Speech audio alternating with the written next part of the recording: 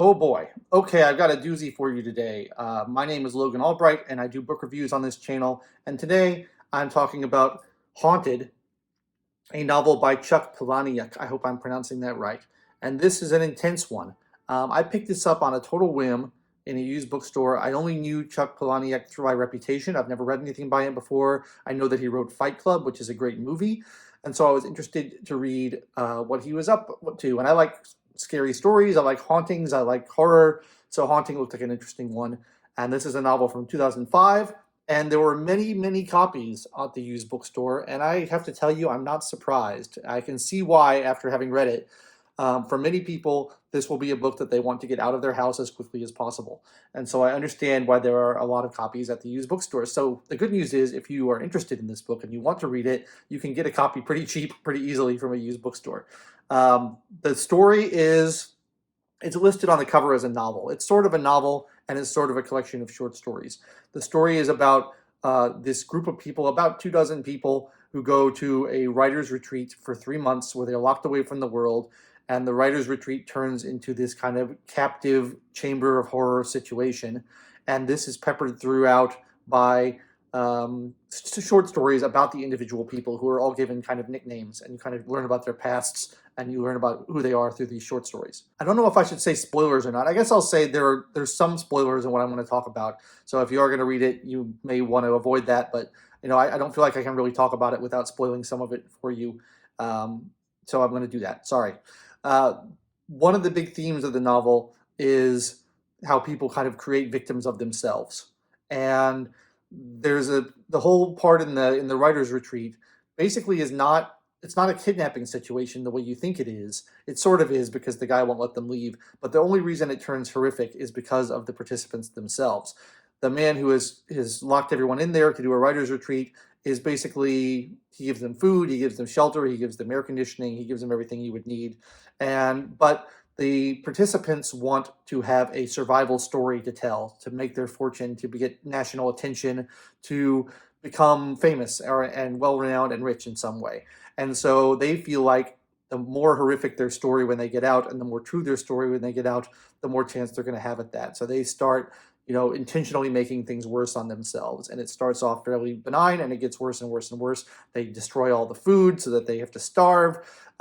They destroy all the air conditioning and climate control so that it's uncomfortable. They destroy all the power and light so that they can't wash their clothing and it's dark all the time. And then they start mutilating themselves so that they can tell stories about how they've created this villain who has locked them in this writer's retreat and has abused them and cut them up and chopped them to bits and starved them and done all these horrible things.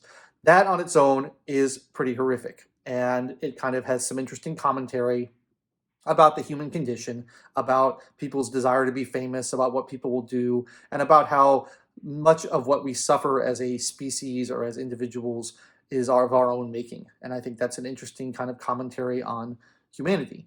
But then you have the short stories, which are about all the different people. And the short stories are really upsetting. They're really, really intense, graphic, very, I don't know, I don't even know the word. They're appalling horror.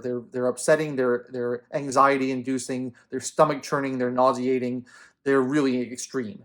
And I like horror movies, and I like horror books, and I like horror stories, but they were pretty extreme even for me. There's a part in the afterword where the author talks about reading one of the stories out loud. It's actually the first story in the book, called Guts, in like bookstores at book signing events, and how people would always faint. And he, like 73 people, I think he said, fainted from hearing this story because it's just so intense.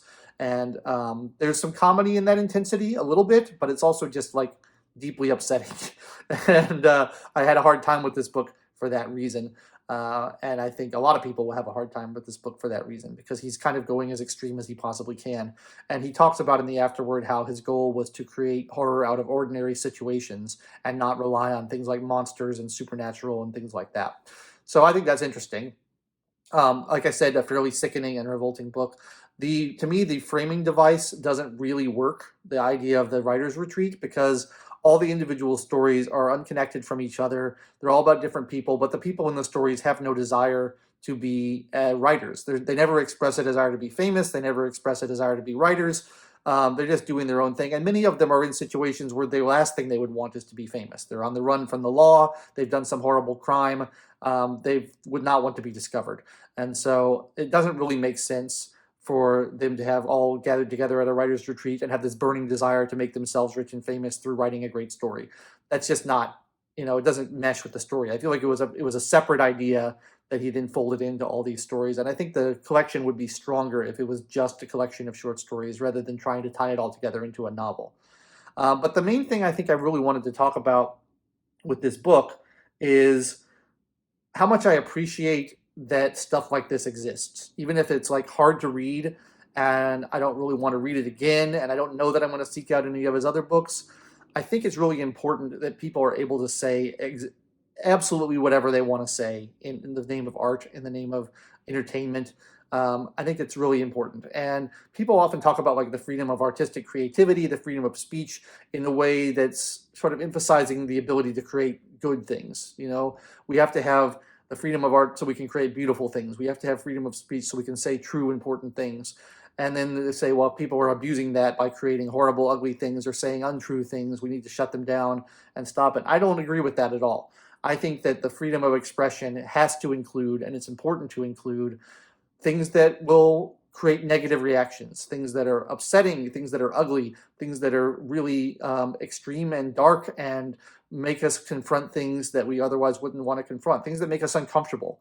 I think that's important. And the author, again, in the book talks about how like the novel is sort of the only medium left where you can do that. Like you couldn't put the stories in this book on television. You couldn't put them in a movie, maybe like an art house independent movie you could.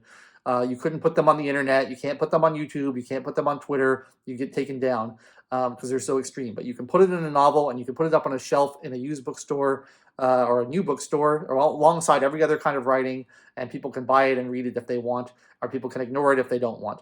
And to me, that's really beautiful and really incredible and great. And I think that's so important. And I'm glad we have people kind of pushing the boundaries of what is considered acceptable. Even if it's not something that I personally enjoy or get a lot of fun out of, I think it's important that people do that. And I like that Chuck Palahniuk is doing that with this book. Because I just think, I don't know, I just think expression has to include all the different types of expression. And I think it's important that we have a medium where people can say literally whatever they want and not be canceled for it, not be shut down for it, not be even attacked for it. Really, as far as I know, Chuck Palahniuk is a very successful, well-regarded author, and he's not, suffering negative consequences for having produced maybe the most upsetting book I've ever read. And I just like that. I like that it exists, and I like that it can exist, and that people can do whatever they want. I think that's sort of beautiful. So even though it's a very difficult book, if it's the kind of thing you're interested in, you have a home there, and you can go check it out. And like I said, there is a way of reading this in which it is funny. I didn't really consider reading it that way until I read the afterword, and the author talked about how he found it funny.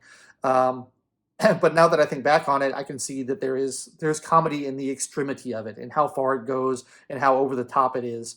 You can see some humor in it, but it's the darkest, the blackest of black comedy that you could possibly imagine.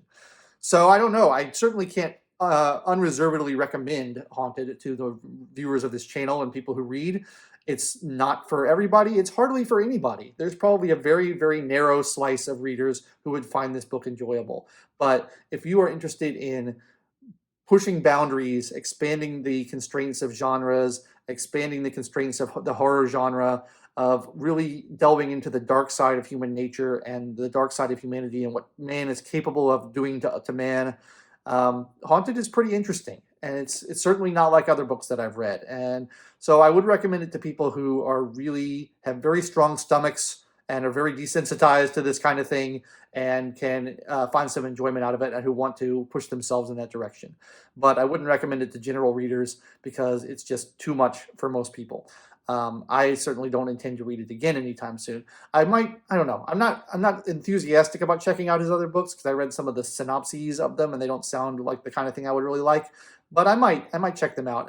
I'd certainly like to read Fight Club, but I feel like it's kind of spoiled for me because I've seen the movie and I know how it ends. But let me know what you think in the comments about your opinions about Chuck as a writer, your opinions about expressing really controversial or difficult or ugly ideas in literature. And I'd like to hear what you have to say about it, because I think we could have an interesting conversation in the comments section. I like to read the comments and respond to them, and that would be a lot of fun. So thanks so much for watching the video. I hope you got something out of this and learned whether or not Chuck Palahniuk might be the kind of author you like to pursue and explore. And anyway, if that is the case, I hope you liked the video. I hope you subscribe to the channel. It's always nice to have more people in the community here. I really appreciate it, and I like all my viewers and all my commenters so much. So thanks for watching. I've been your host, Logan Albright. I'll be back again next week with another book review. Until then, take it easy.